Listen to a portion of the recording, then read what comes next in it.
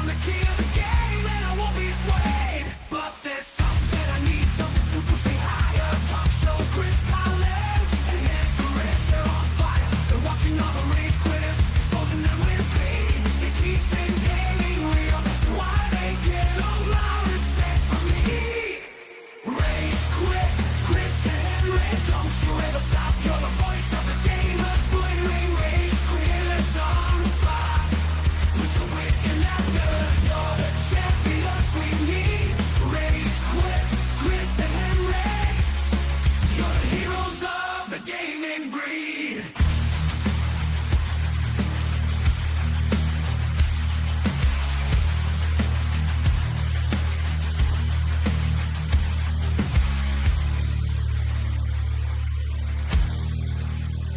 Turn around the video game mayhem. Chris Collins and HenricK, the rat bring the chaos. Gaming news and industry talk, they got it all. Rage quitting, head banging, it's a metal brawl.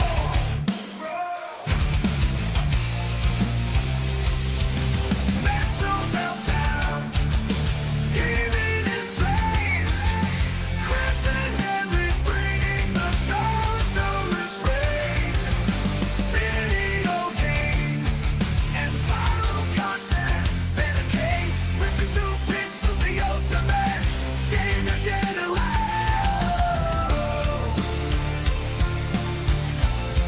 The ultimate.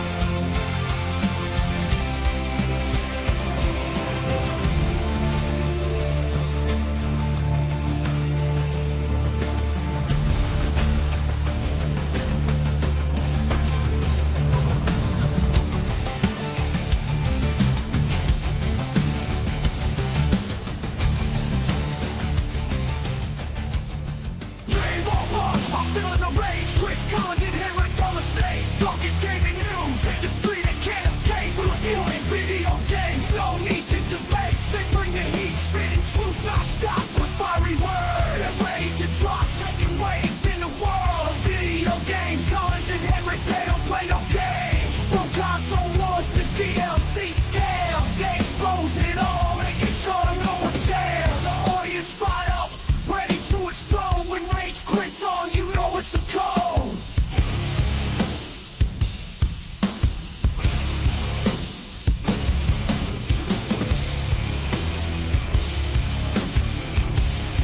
You know it's a code.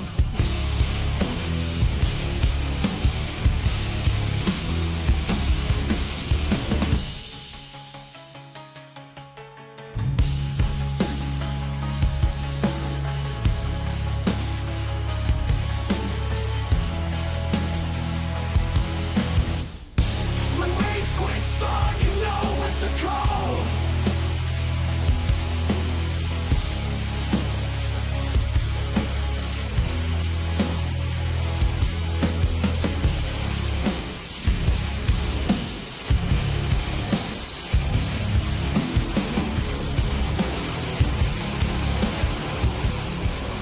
Rage quit, rage quit.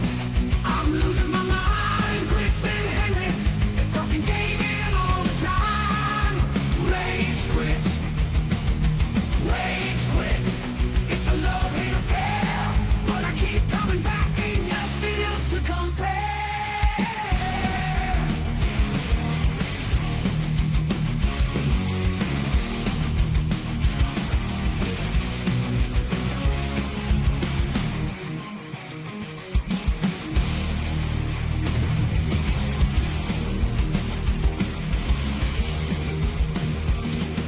Rage quit. It's a love-hate affair.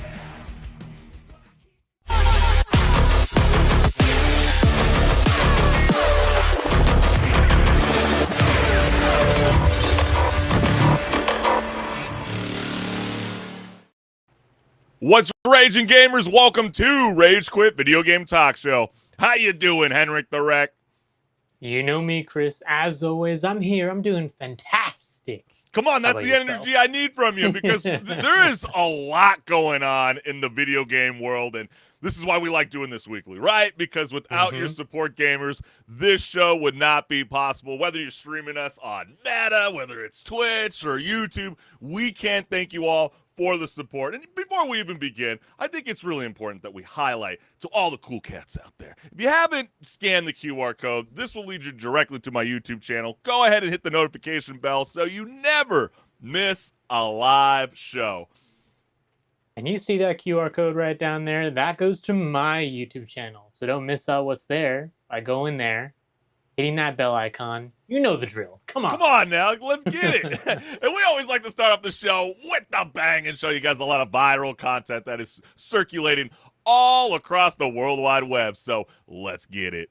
Bungie just told cheaters that Marathon isn't a courtroom, it's a trap door. And what do we mean by this? Well, Marathon has stated that if you get caught running these shady software or exploiting the game mechanics, well, you're not benched, you're not banished. Well, actually, you are banished. No appeals, no dramatic redemption arc, just a digital vaporization that would honestly make a sci-fi airlock proud. Right, HenricK? I mean, this is a lifetime ban stamped the moment you tamper with the rules. And are you vibing with this? Is this the kind of clean cut with 0-second chances that we all need when it comes to these kind of twitchy style multiplayer games? I mean, you've been a very naughty person if you think you can get away with that sort of thing without any repercussions. This ain't Call of Duty, all right? Yeah, right, exactly. And so, gamers, does that kind of iron wall protect the playground or just dare the most elite cheat coders to treat Bungie's servers like a high-stakes hacking tournament? And let's go ahead and hear from the developers themselves. The world of Tau Ceti is a dangerous place. You should either be dying because Tau Ceti and other players got you, or that you make a bad decision. You want to know that it's a level playing field. All of the information that you're getting needs to be precise and accurate. These are the things we have to get right if we're going to make a game in this genre. Like, it's non-negotiable.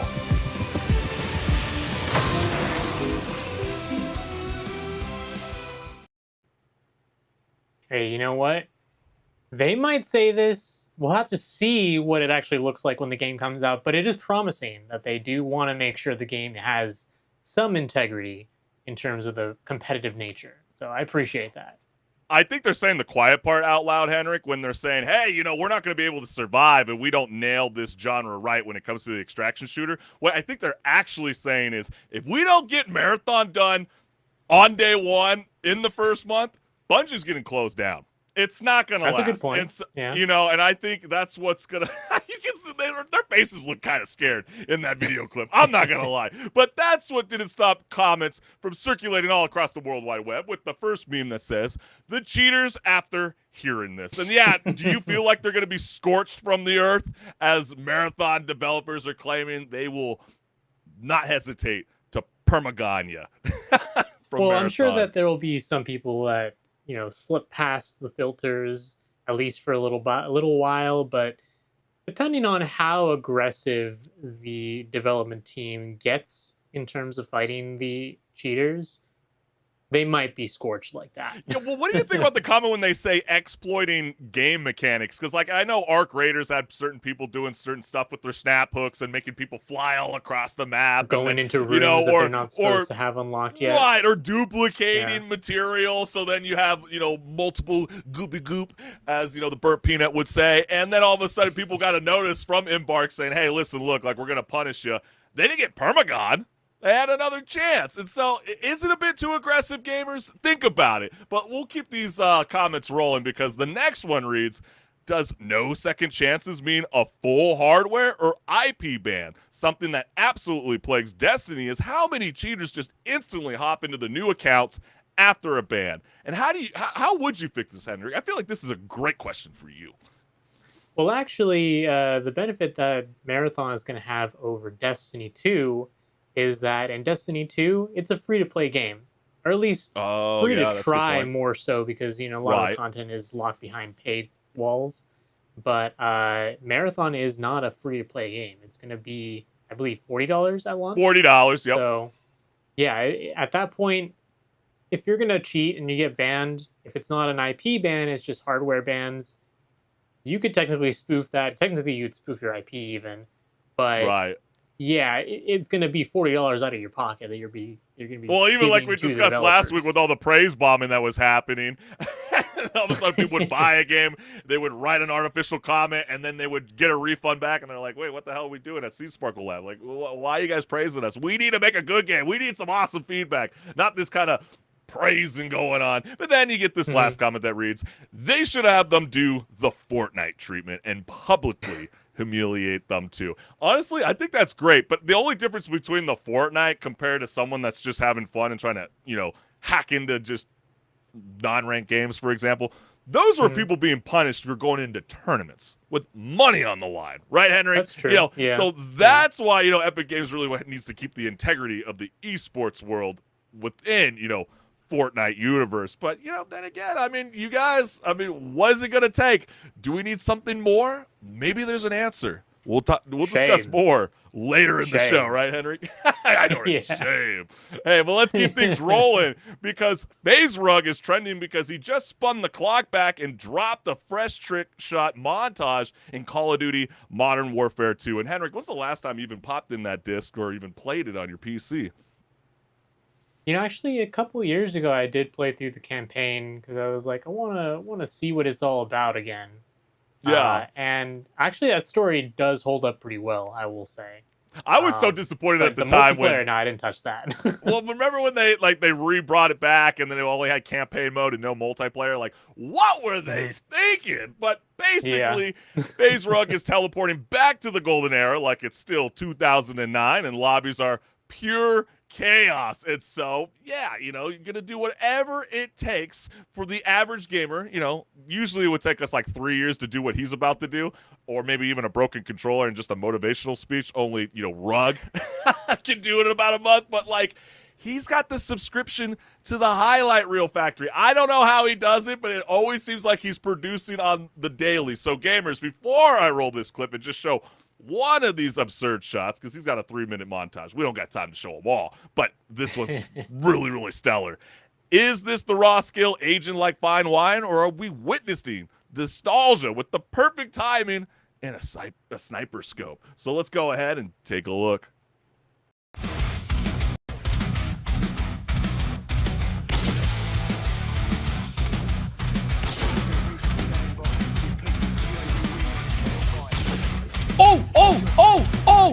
Oh my gosh! Oh my god, I just hit the craziest shot ever. I just hit the craziest 2-piece ever. What? Oh my god, I didn't even know he was there. Reminds me of a very popular clip, if you know, you know. Yeah, right. I just love how he's like, I didn't even know he was there. So people are just doing that just in general. Is that how you get better? Just try. You never know what might stick. Yeah. But I love that Modern Warfare 2 trick shotting is making a comeback. Is it only okay in Modern Warfare 2, none of the other games? Like if someone else does it in in Warzone, or we all just, screaming foul?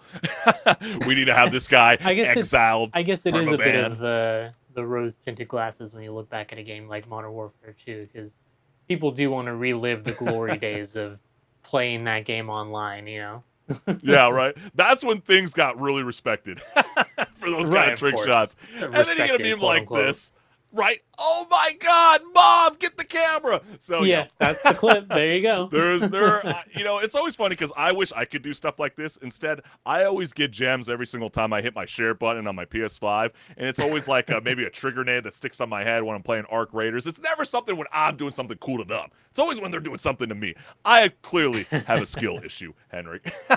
And then the last comment is, that was basic. And HenricK, basic. Do you think that was basic? I don't know about that. No, I don't think it was basic necessarily, but maybe this person needs to come out with some clips. I would like to see you do some clips. Soul 95. I know, right? What a hater. Yeah, bring out the Hater's gonna hate. receipts. And also, we have a gamer playing Skyrim just made the College of Winterhold look like amateurs because the way that they're using the alteration magic feels less like spellcasting and more like negotiating with gravity itself. And if you don't know what I'm talking about, let's just put this into context. How many hours have you put into Skyrim, HenricK? Oh, definitely countless 100 hours. That's what hundreds of hours into this game. And somehow, I feel like we all somehow miss the fact that everyday objects might secretly have its own way around the map. And you're going to know what we're talking about once we start to play this clip, because I'm telling you, how many hidden gameplay hacks have we all been ignoring? And why are we only noticing the fun ones now? And if you guys have seen this clip, let us know in the chat, but I am truly baffled by what you're about to see.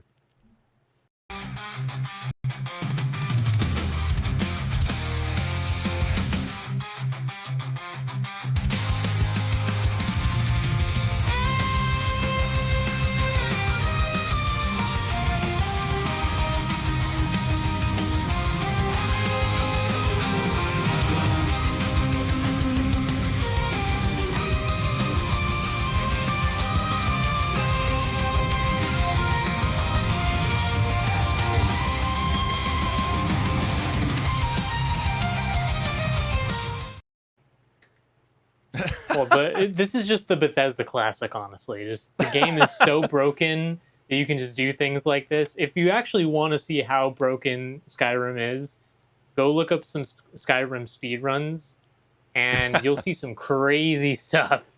Did you see that one guy that just did the whole speed run with the whole Resident Evil series? I think he did it within like 54 hours. It's like crazy how people can even do those kind of stuff. But like my dumbass has always been scaling the mountain when all I really needed was just a cabbage in my inventory. Like stupid me all these years. But that didn't stop people from commenting all around this viral clip, with the first one reading, "The Elder Scrolls fans do anything to avoid thinking that the trailer for The Elder Scrolls 6 came out over 7 years ago." 7 years ago, HenricK, that seems insane. It feels like it was like yesterday when we got the announcement that something glorious would be in the horizon. Instead, I don't even see a Kraken. Where did it go? I have no idea. I'm still looking for him. Crazy, At this point, right? it's going to be, I want to say, even like 2 or 3 more years. I know. Yeah. Before there's even an announcement, honestly. Well, especially with some of the shakeup that's been happening behind the scenes, you know what I mean? Yeah, that could, that's true. delay it even further. And then you also get this meme, absolute cinema. I mean, clearly Martin Scorsese has to be a fan. He clearly approves. Or wait, is that AI? Who did that? Don't do that to my boy. And then the last comment reads, "I love this game and all its little quirks, like how you can quick save, punch a merchant, and then reload the save to reset their money and inventory." Laughing out loud. Yes, Yeah, just so all these broken. kind of style of games, right? We always use and abuse the quick save. Yep. But this is Rage Quit Video Game Talk Show. We can't thank you, the gamers, for always tuning in live every Wednesday night at 6 p.m. Pacific Standard Time, because without your support, gamers, this show would not be possible. And we're just going to go ahead and highlight our QR codes for anybody that hasn't hit the notification bell. What are you waiting for? This is the best way to be notified when we are live on air. Can you see how it changed? Well, this is my QR code. So go ahead and scan that one, go to the channel, leave me some comments, and stay tuned, because more stuff is always on the horizon there. Yeah, we always got these beautiful lower thirds during the show, too. So we see you in the chat. If you guys want to join along for the conversation, if there's something completely outlandish that my homeboy HenricK said, go ahead, clown on him, right, HenricK? And conversely, if Chris says something that makes Oh, absolutely no sense, call him out, please. Yeah, that would never happen, right? No, Of we want to course feel, not. we want to see the energy in the chat. So go ahead and join along for the live show. But HenricK, are you ready to rock and roll, my friend? Oh yeah, Chris, grab your blankets, because we might actually be a little scared from this one. I don't know about you. Yeah, hide under the sheets. Yeah.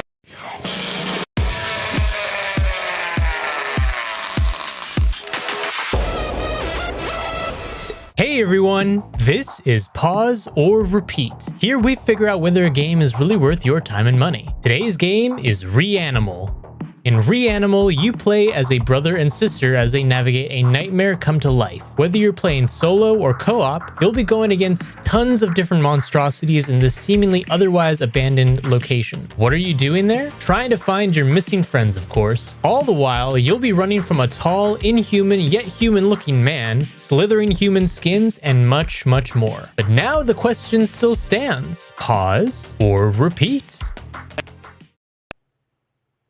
Okay, you're playing as kids in this game. Imagine having to run from these monsters as kids. Would you not be scared in that situation? Absolutely, especially when you're getting this whole like James and the Giant Peach kind of vibes. I mean, it's even more darker in the aesthetic. And I don't know. I mean, have you ever felt like you ever booted up a game and then just instantly thought, HenricK, like, what kind of fresh trauma did I just sign up for? Yeah, that's Reanimal. What do you say, HenricK? Oh yeah, definitely. They are pulling out all the stops for these monster designs to make it so that they're grotesque. Maybe not grotesque in the sense of like, you know, your typical monster you might see in like a Resident Evil game.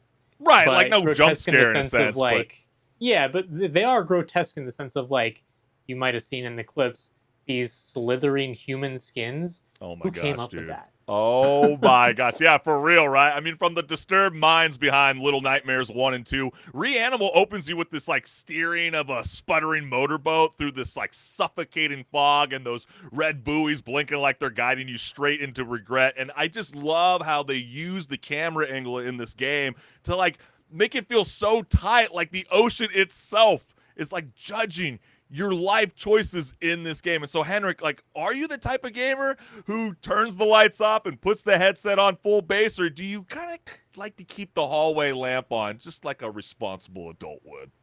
Oh, I immersed myself in this game. You know, I think you have to. Sat there in the dark and played it, and it made it even better probably to just do that, because that is what the game is asking of you, is asking you to immerse yourself in this abandoned world that is just full of mystery and intrigue, and the game doesn't tell you anything, but it shows you everything. And Yeah, that's the important part. I agree with you, HenricK, and I feel like, you know, with the gameplay in Reanimal, it's basically anxiety parkour, right? I mean, you're squeezing through pipes, you're going to be climbing ladders, you're going to be creeping through the tall grass. You have a lantern in hand, which basically is doing anything useful, I would say. And like every environment is a puzzle box that requires coordination, and sometimes you might be side by side, and then other times the game splits you up just to see if the panic improves communication, and trust me, it does not. Yeah, and that's the thing you were saying. You can play this with other people. It is either a single player or a co-op experience. I play it single player, though I actually feel you probably get the most value out of it if you play a co-op with another friend to yell at and scream in terror as you're being chased by these monsters. Don't you think, Chris? Well, especially, you know, considering how we have been, you know, we kind of made the joke at the beginning of the show, right? You know, there's so many twitchy multiplayer games out there, and sometimes we need something a little bit more refreshing. We all loved Split Fiction last year. We all need a little bit more of that kind of co-op, cinematic kind of style of play. And yeah, I feel like this game is encouraged to go in co-op, even though you can play it as a single player experience. And you know, HenricK, there are sequences where, you know, like you said, those bodies slide towards you like with that score that vibrates like it's alive. And I don't know about you. I mean, I didn't like the whole idea with, let's say, you know, crawling under the benches to avoid those god-awful looking creatures that want to hurt you, in a sense. I mean, how did you like some of those moments, even with how the camera almost feels like it's giving you that like Crash Bandicoot energy, in a sense, when you have to like run like, towards yourself? Yeah. Might not be a cartoon boulder, but it's definitely some existential dread. It is anxiety inducing for sure. And there's moments where I, you know, died because I couldn't think so quickly in the moment and got caught by one of those things. Fortunately, there isn't that big of a penalty for dying. You just start back maybe a little bit further behind, and then you go back to where you were.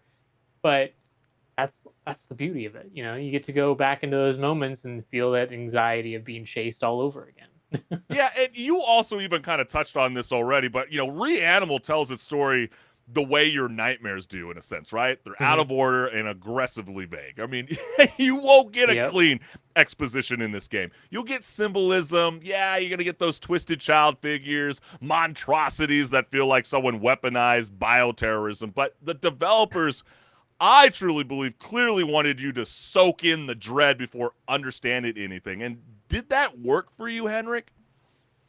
Yeah, especially since I did try to immerse myself as much as possible in the game.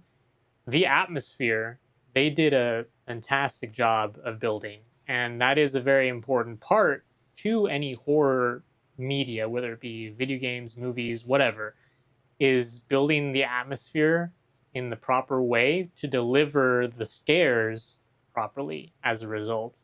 And it just built upon those scares, really, because, yeah, you know, you can look at the tall man or these slithering human skins, and actually, if you pull them out of context, they look kind of silly.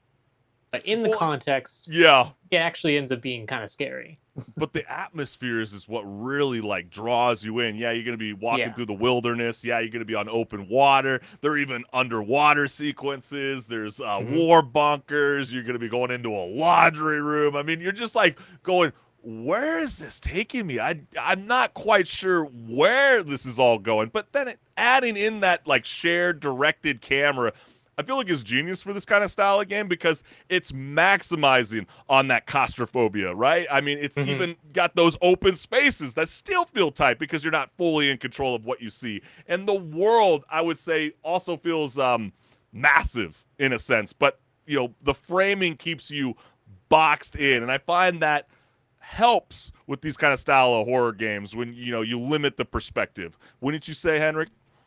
Yeah, I mean, because say this game was a over-the-shoulder third-person adventure where the camera's following you the whole time, yeah, it would lose probably a bit of the magic just because, like you were saying, the maps as they feel now feel pretty big, but if it was over the shoulder, it might feel a little bit smaller because of you being able to see and explore maybe more based on the fact that more is open to viewing. And also, you probably would get a closer look at these monsters as well.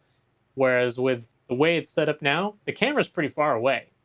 So you never really get a good look at these monstrosities. And that is a big element of building horror as well, as keeping the intrigue of these horrors that you're facing to make sure that there's always that filling in the gaps with your own imagination. And your imagination is probably going to be more messed up than what the actual reality is. Oh, yeah, absolutely. And, you know, Reanimal isn't the longest experience, I would say. I mean, it's pretty tightly crafted, excuse me. It's very atmospheric and built for that co-op experience, especially when you and your gaming homie are burned out from those sweaty, Twitch-heavy multiplayer games and need something different. I feel like this game is for you. But that said, I mean, once the credits roll, HenricK, it feels more like a one-and-done experience than a constant replay. And so my verdict for this game, as much as I had a fun time, the first playthrough, it's a pause. But what do you say, HenricK the Wreck?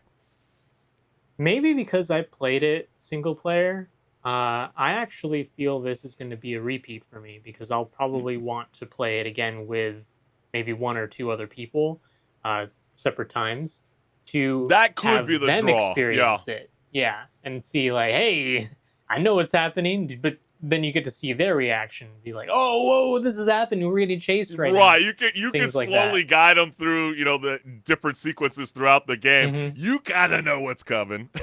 Yeah, exactly. But you get to see your homie all going like, what the hell? What are we doing? I'm just following you, man. Yeah, I guess those are all really, really good points. But we want to hear from you, the gamers, the players out there all around the world. Are you vibing with Reanimal? Do you feel like this is a fantastic game that deserves to be played over and over again? Or is this just a kind of a pause to play something new? Doesn't necessarily mean a pause. It means bad. Pause just means it is what it is. Let us know good first what's good. Experience. Exactly. But man, we got so much more here left on Rage Quit Video Game Talk Show. So HenricK the Wreck, are you ready to rock and roll, my friend? Oh yeah, let's load up our magazines, Chris, because we've got plenty of shots to fire this time around. Let's get it.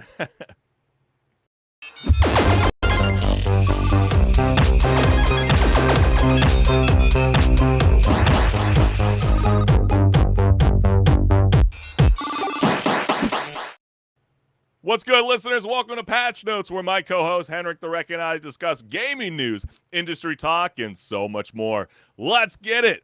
Microsoft just hit the reset button on its gaming division like somebody unplugged the console mid-extraction. Yeah, that's frustrating, right? Well, Phil Spencer is retiring, Sarah Bond is stepping away, and now Asha Sharma is moving from AI architect to the final boss of Xbox, while Matt Booty levels up to chief content officer, and gamers are staring at this lineup like it just patched in a surprise genre swap. Were you caught off guard by this news, HenricK?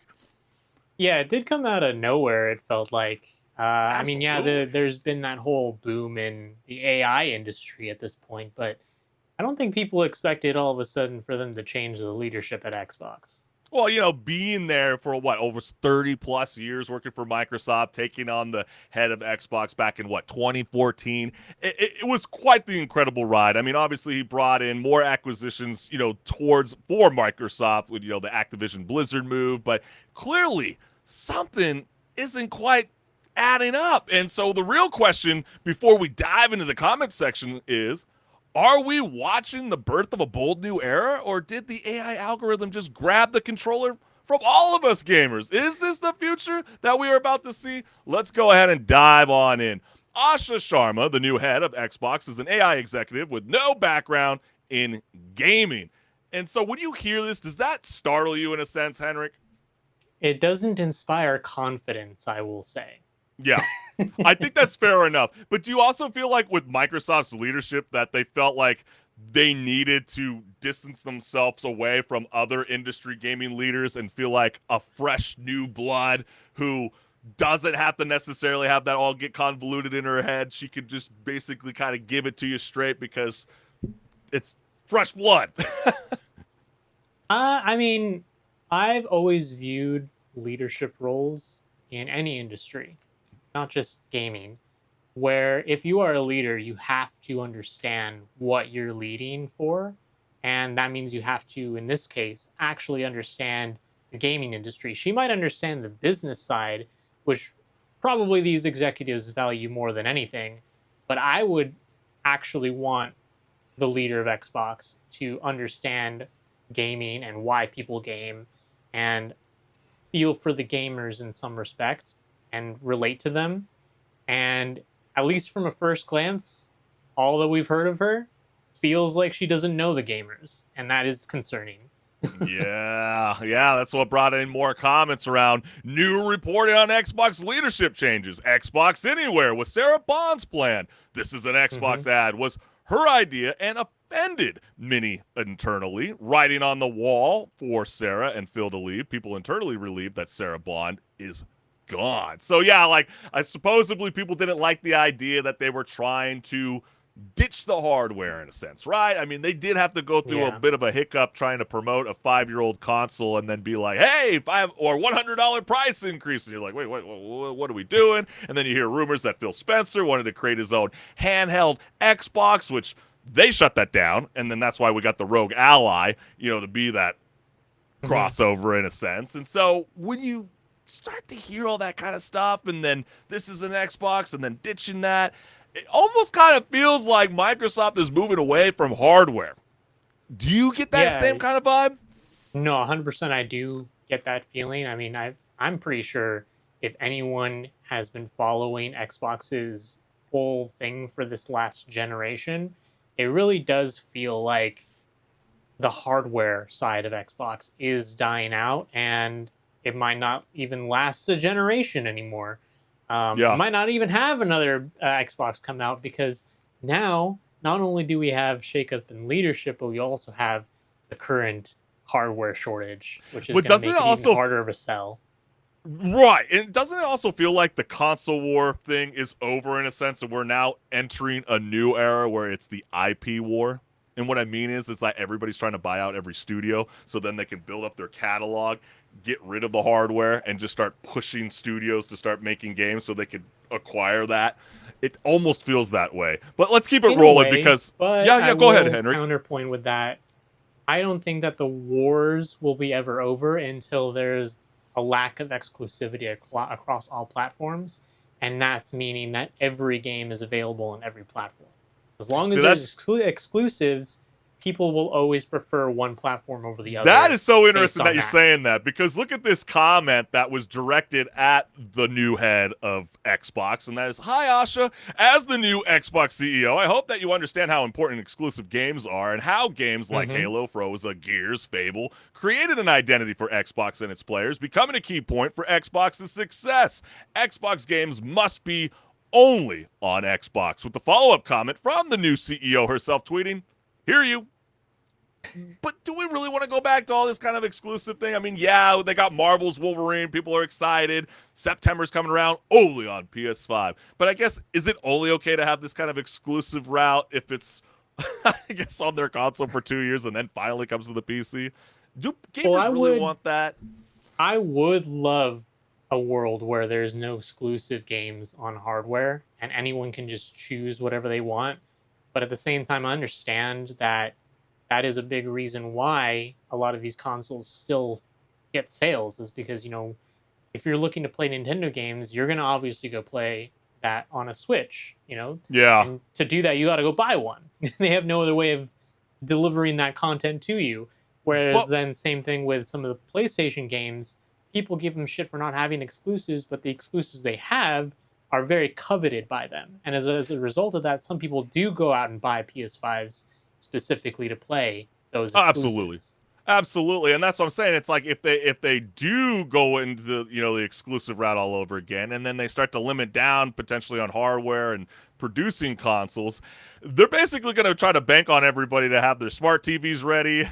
You know what I mean? Have the best kind of PC rig, because you're going to be trying to subscribe to their Xbox Game Pass, and they're going to be pushing more and more every day one releases. It's no different than what Sony has been practicing over the last couple years as well. And then you also get comments like this with a meme that says her LinkedIn is nothing but post about AI. And, you know, people kind of feel like, is that where the industry is going, HenricK? And I know everyone's... in her defense, it does make a little bit of sense considering her position as the leader of Core AI. She needs to make sure that she lets people know on LinkedIn that thing. And, you know, LinkedIn's that whole platform where it's just honestly kind of like business and networking circle jerk in a sense, where you're just constantly showing off to people and they're showing off to you. But at the same time, like I said earlier, it does not inspire confidence of the leadership for Xbox. But let's strip away the whole AI resume for a second and just simply put it like this way. Is it time to blow up the Xbox leadership and just start fresh? Was this the right move by Microsoft? They might feel it's the right move. I think until this new leadership proves that they are on the side of gamers, many are going to be upset about it. And I'm not really upset about it because we haven't seen anything done by them just yet. But Right. if they make the wrong moves, you know, there's some words I will be willing to say about Microsoft at that point, about their leadership choices. Yeah, watch them follow the same leadership as Nintendo and start making every game worth $80. And we're like, oh, thank you. Thank you. I thought AI was supposed to make everything easier and make the development cost a lot cheaper for all of us gamers. Yeah, Instead, exactly. we're all taking the burden of the cost as us consumers, us gamers. Well, it is interesting, know that even when, you know, Phil Spencer took charge of Xbox back in 2014, you know, running the company's gaming studio, he nearly tripled Microsoft's gaming business, in part through acquisitions like, you know, Activision Blizzard. I know that was a bit controversial even back then, but then even taking on the Minecraft developer as well. And so that's why I keep saying that I feel, in a way, we're going towards that IP war. Everybody wants to acquire everything. It's no different than what we're seeing in Tinseltown, Hollywood, when it comes to all these film studios being acquired by the streaming services, and no wonder Paramount wants to get another deal done to try to take that all back, and everybody's got an opinion. Everybody's got a thought on that. But when too many people have too much baggage, is that actually good for all of us gamers, HenricK? Maybe not. So, yeah, that is a good point, and that is part of why I am hoping that they'll make some good choices with the new leadership that is pro-consumer and pro-gamer. But as it stands right now, they haven't really done anything yet. I mean, it just happened. So, well, especially when they're had to have all those licensed IP, not newer games, but older games, and they're basically going to be shopping them around to all different kind of places. Hey, Amazon Luna, hey, you want to take on this game for a little bit? Oh yeah, it's like it's no different when you go on Netflix and it's like, hey, you better watch that Happy Gilmore before it drops at the end of the month. You know what I mean? It's like almost it feels like that's where we're going, you know, in the sense of cloud gaming. But then again, we want to hear from you, the gamers. I mean, was this the shakeup long overdue, regardless of who stepped in? And should more gamers be concerned about Microsoft, you know, moving forward with this kind of gaming initiative? Let us know what's good. But all right, HenricK the Wreck, it's not just Microsoft shocking gamers with their recent moves. Break it down. Yeah, Sony just rug pulled Blue Point Games, the studio that could take your childhood, polish it into a mirror shine, and hand it back to you looking like it just left a luxury spa. Yeah, you. And I know how that feels. That was just in Japan. Oh man, those spas, they feel amazing. So you walked in as an 8-bit polygon and you became a whole freshman. I got you. I see what's going on. Exactly. Yeah, you know it. But anyways, these are the same magicians behind the remakes of Demon Souls and Shadow of the Colossus. And now they join Neon Koi and Firewalk Studios on the corporate goodbye tour, which is wild, considering that Bluepoint was trusted with some of these sacred relics, like Metal Gear Solid and God of War, you know, two big IPs that Sony is really known for, I would say. Yeah. Right? So, Absolutely, gamers, if the remake masters aren't safe, what exactly is the Bluepoint for PlayStation right now? Yeah, that's an excellent point, HenricK. And yes, that got gamers really kind of wondering what the hell's going to happen. And you got a meme like this. How it feels after the Bluepoint news. Oops, all live service games. Is that where Sony is heading? Is that where you really think that? You think that's where Sony wants to go? I do think that, Yeah. Yep. It's unfortunate. I think that's going to be very problematic for them. It's almost like they're really banking on Wolverine's success, but it's like, what is there after that to get excited about? Especially when, you know, it comes to PlayStation. You know, they really wanted to get the PlayStation 6 out. You know, we reported last week that they're thinking about pushing that back. And so do they have enough, you know, games, enough arsenal to keep people excited to want to return to that console? Something to ponder on. Probably not that much people can really think of. Yeah. Yeah. But it's also like, you know, you see comments like this. They'll go, we'll miss you, Bluepoint Games. And yeah, you just kind of see a lot of these kind of style of games. I mean, you look and you see Uncharted. I mean, everybody loves Uncharted. But then that was also a game that was like at the time, like, did that really need a remake? You know? And so you kind of just wonder. Fell into the trap that The Last of Us ended up having, where it was like, didn't the game come out like 2 years ago? Why are we doing a remaster already? Yeah, exactly. And that's an excellent point, HenricK, because that's been something that Sony's been getting clowned on for the longest time. And it's almost like as if they don't want to be recognized in this new era of being only the studio that's only doing remakes and remasters. You know what I mean? Like, it seems like they're having an identity crisis at this moment. And, you know, because, you know, they felt like Bluepoint Games couldn't do the trilogy for God of War. Santa Monica Studios taking that on. Obviously, there's rumors that they're going to come up with a whole new combat system. Like, what are you talking about, new combat system? It has to be exactly like how Dante Inferno is, okay? It has to be that kind of style of gameplay. So when they say these kind of switch-ups, I get a little nervous. And that's why you just have to give a lot of credit to a lot of those awesome developers, you know, employees that work for Bluepoint Games, because it's sad. It's always horrible when you see people lose their jobs. But then you also get, you know, comments like this, you know, Today, PlayStation showed the gaming world, including all independent studios, that you should never agree to be acquired by Sony. Sony didn't just fumble the bag today for their future, as well as no self-respecting studio would ever consider joining their PlayStation team now. And, you know, when you see this kind of stuff, it reminds me about what's happening even in the music industry in a sense. Like, there's a group called Hypnosis Songs Fund for any gamers that don't follow the love of the music industry. They're basically buying music catalogs. They're aiming to treat songs as if it's like an asset class, providing reliable income from royalties. And when I see that happen in the music industry, that's where I feel the industry in the gaming is going. And that, in a sense, kind of worries me, because are we going to get less and less AAA games per year? Because we're starting, as we've been reporting over the last couple of seasons, HenricK, the balloon cost of AAA games, or quadruple A games, however Ubisoft wants to call it. You know what I mean? It's like, do you see this being the new frontier?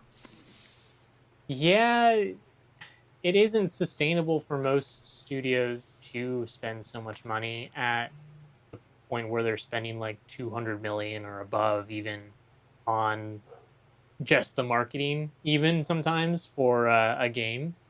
So this actually is a good chance for indie games to shine, because indie games have much less of a budget need.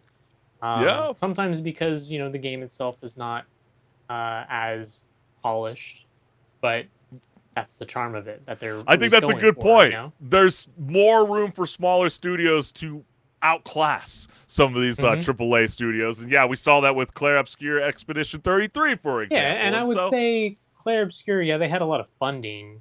So I would more say that they're like a AA experience, but that's still not AAA. So AA experiences or anything below that, it is their time to chip in and say, hey, we have a great product here. We're charging you less than the AAA games most of the time, and why not try it? Yeah. And it just makes you really kind of wonder what the hell is even going on, right? I mean, is like Sony trying to chase lightning in a bottle with these live services like you were saying? Or are they just like going to continue to go studio shopping like it's a clearance sale on first-party IP? That is... Well, definitely I would say their biggest gamble is going to be the live service thing. And I get it, because if they have even one hit live service game that lasts for a while, they're going to make back all the money that they've lost in terms of like getting those microtransactions from the live service game. But at the same time, that does mean that they're going to have some games come out that are live service games, and they're not going to do too well, or they're going to be kind of just what people call mid. Yeah.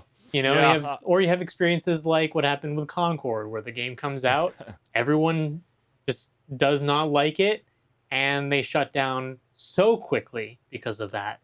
And that is just a shame, really, because you have these really talented professionals working on these games, and they just release a game that goes nowhere, really, because they don't have the right guidance behind them.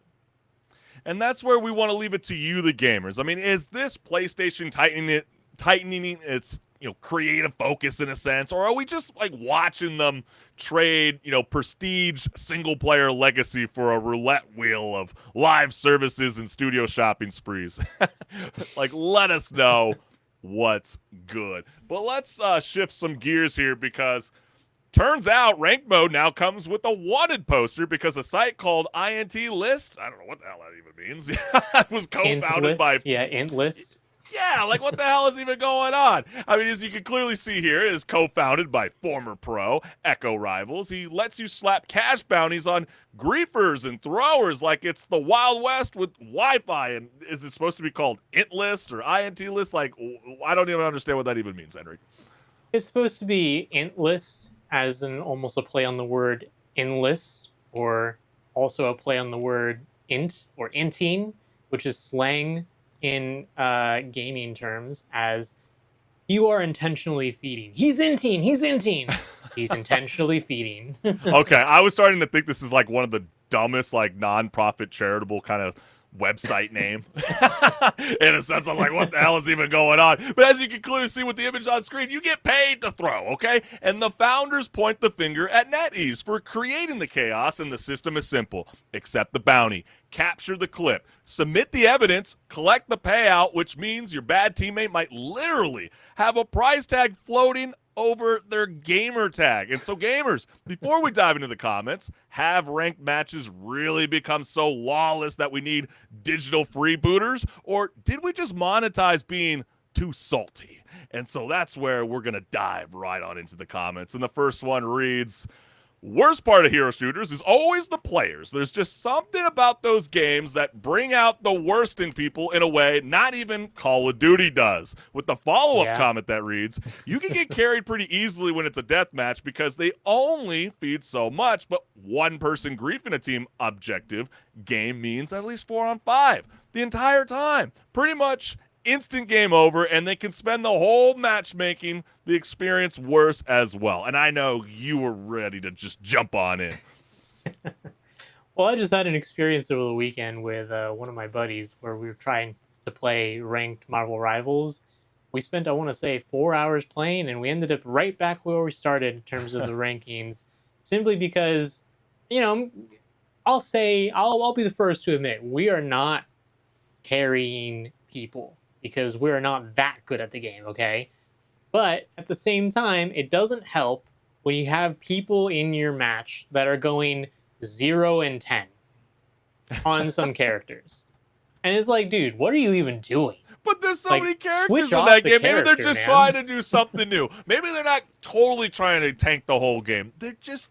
Maybe they shouldn't try out characters in rank mode. I get it. It's no different when you're playing Fortnite. Or it's just like, communicate. why did you jump into rank on squad? Hey guys, I'm not doing too hot on Magneto. Could I get someone to swap with me? But we just saw that People drama will like a listen. couple weeks back. Remember when they had that Marvel Rivals tournament and the one person was like, hey, listen, look, like the whole ping and the lag is happening. Like, I think you need to switch characters. And they thought he was being toxic.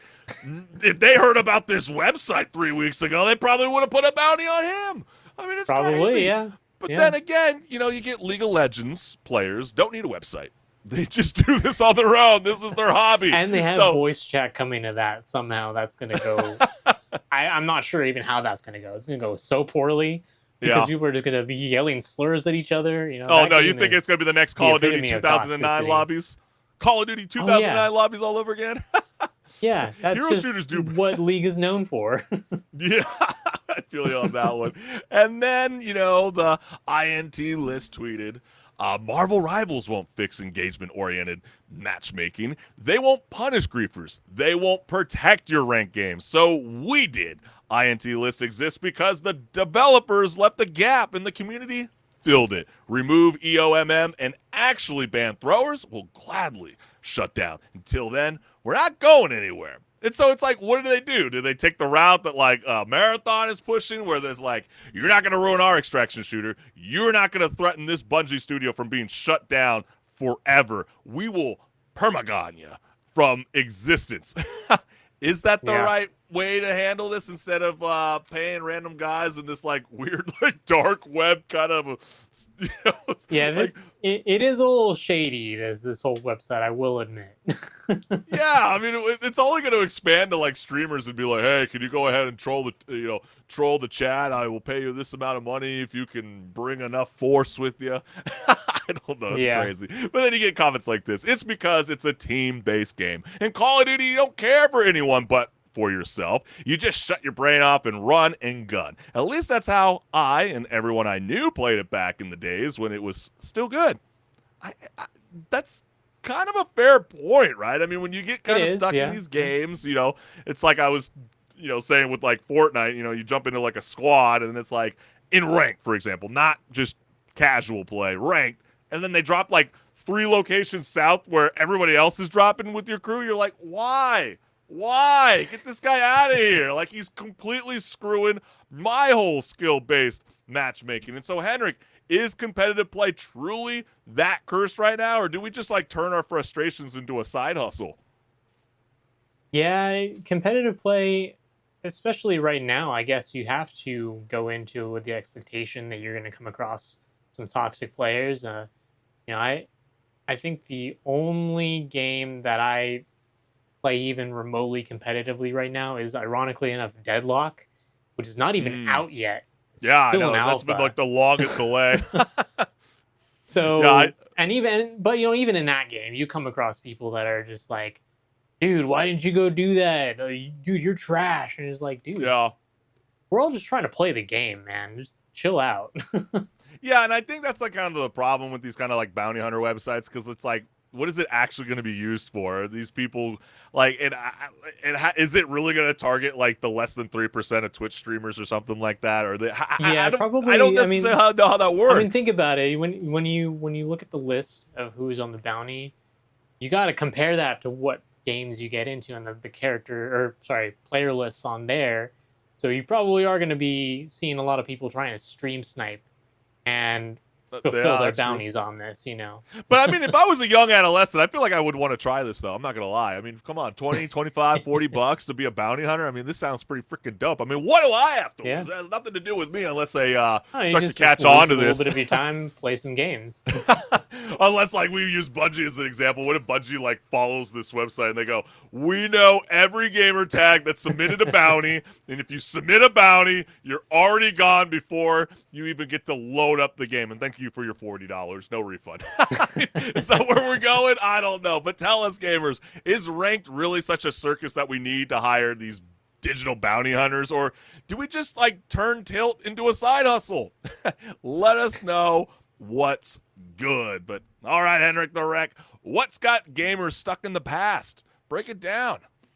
Well, Reddit lit the nostalgia bonfire again, asking gamers what ancient cartridges and dusty discs still get playtime in an era where pores on your face have ray tracing.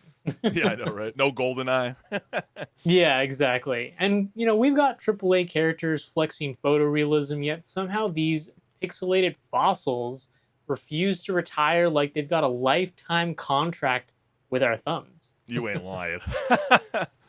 So, gamers, the question is, what keeps us reinstalling these old legends? Or is it pure gameplay alchemy?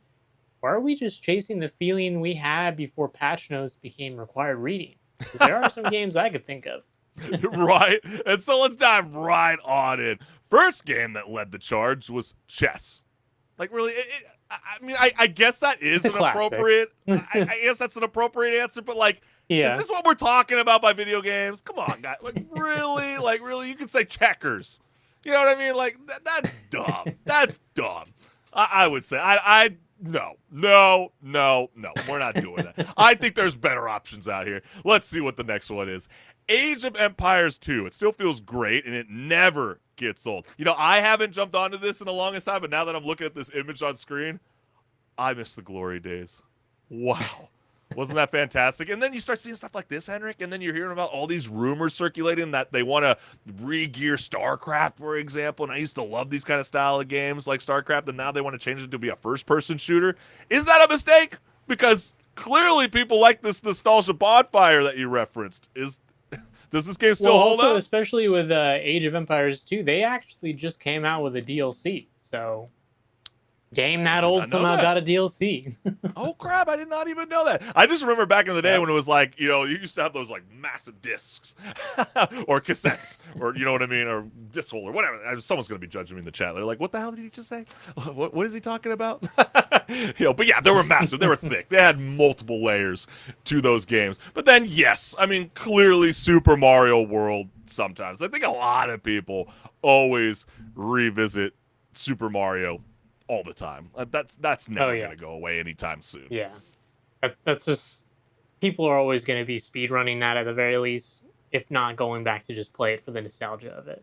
And it is always kind of funny to see like the parents, of us millennials, like show their kids what they used to play, and they go, "Damn, this was really, really hard." I go, "Yeah, I know." Yeah, games used to be really hard just as a baseline. They required skill. All right. And then Red Alert 2.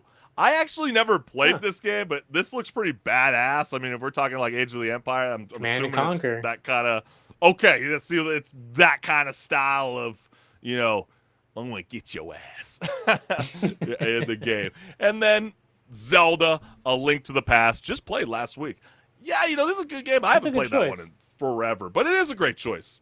Really, really good choice. I remember I when I still had a Game Boy that I would play regularly, I had A Link to the Past on a Game Boy cartridge. Right. And yeah, that was always a great choice for like long road trips, things like that.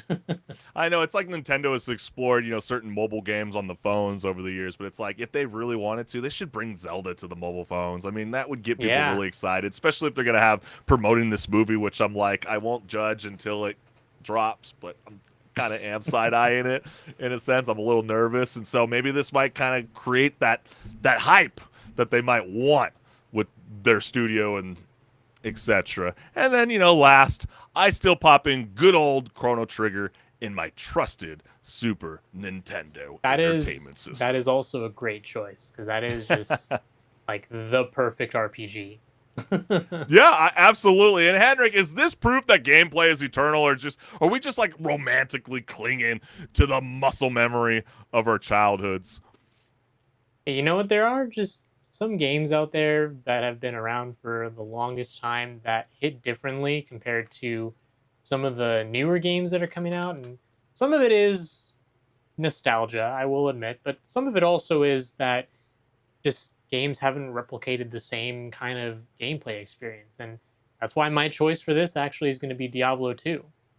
Oh, and yeah. And they did just come out with an expansion also, just like Age of Empires 2. That was a wild announcement. It was, yeah. It was very interesting to see a game from my childhood get an announcement like that they are coming out with a DLC. But when I go back and play Diablo 2, yeah, there isn't as much of an end game compared to some other games in the same genre, but there's just a certain magic about how they developed that game to have certain friction points that end up actually being what makes it a fun time. Because, you can go play Diablo 3 or Diablo 4, and the gameplay is going to be super smooth. By the end of the game, the end acts, you're going to be blasting every mob that you come across. But in Diablo 2, that doesn't happen until the very end, when you're like level 80 and above, really. And that's just something you can't really replicate in the ARPG genre nowadays, I feel like.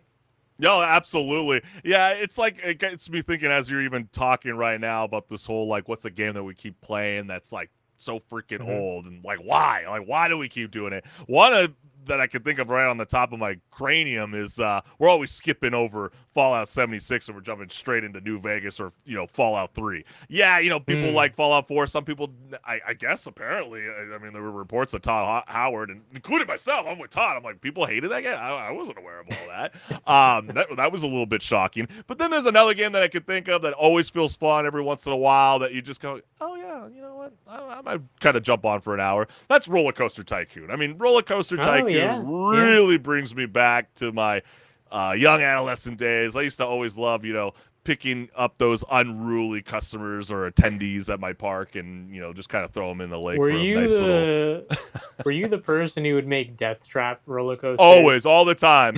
Sometimes there were certain theme parks that I just couldn't win, and you put all that commitment into it, and you're running out of months to be able to meet your goal. It's sabotage time. You're going to send them off the roller coaster. You're going to drop them in the water. You're going to leave the trash everywhere on the ground. You're going to get everybody upset, because if you're upsetting me, I'm upsetting you. I'm going to take it personal, okay? You damn NPC.